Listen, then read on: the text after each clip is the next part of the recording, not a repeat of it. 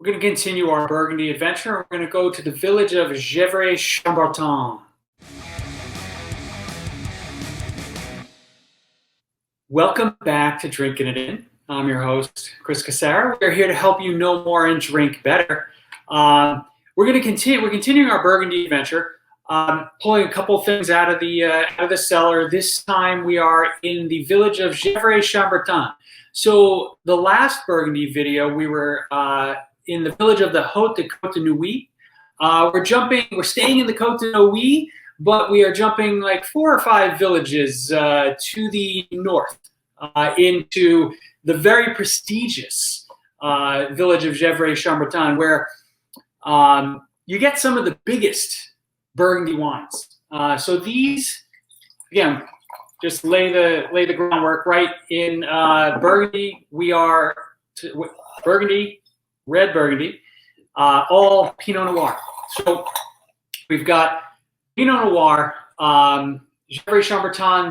The wines are going to be bigger than most of the wines from Burgundy, which they do have a range, but can be lighter, more perfumey, and filled with more minerals than maybe some of the other Pinot Noirs you're drinking from around the world.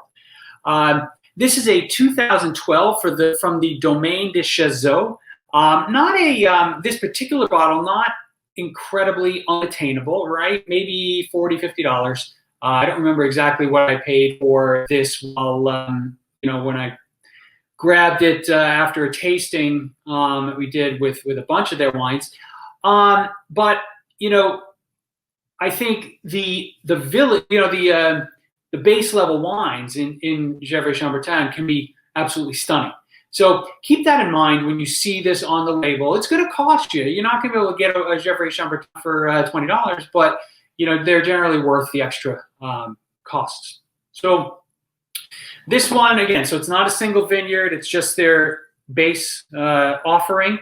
And, these guys, they do lots of different, they have different single vineyards, Premier Crus and the like, which we'll ultimately get into because I do have a few of them. But let's give this wine a sniff and see what what this brings for us today. So it's definitely big for Burgundy Pinot Noir. Lots of bright red fruit. I'm smelling green olives too. So interesting. It's a perfumey green olive soaked cherries. I don't know whether that sounds good or not.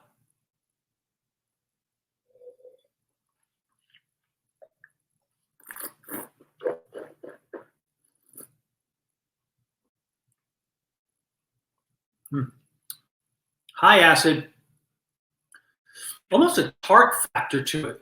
Lots of fruit. I taste the olives a little bit. It's sort of like a pickle note to it. Not as luscious, not as fruity and luscious as I was hoping.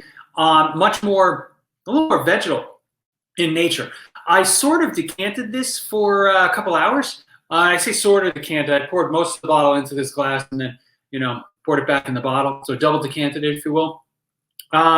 It's not wowing me right now.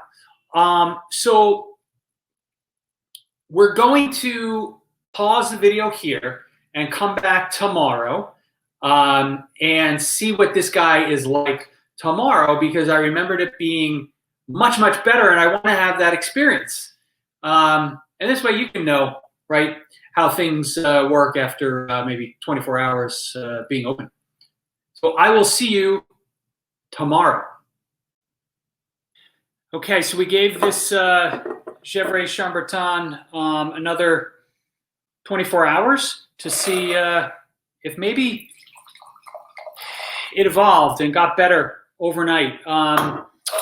It was very briny. It was very olivey. I was expecting more fruit and hoping for certainly a more balanced wine. Let's see whether something changed. Nose is pretty much the same. Lots of red fruit, still getting that briny olive note.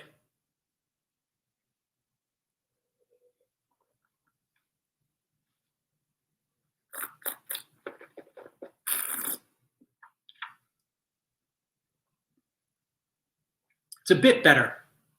There's a little creaminess to it.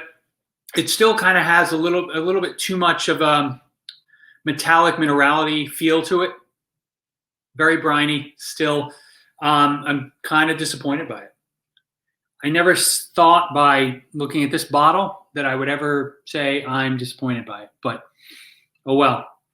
Hopefully you'll learn something about Gevrey Chambertin in the process, and we'll keep trying with the Burgundy wines I have downstairs in the cellar. Till next time, thanks for watching. Thanks for liking, subscribing, comments, engagement, all of that good stuff, and cheers.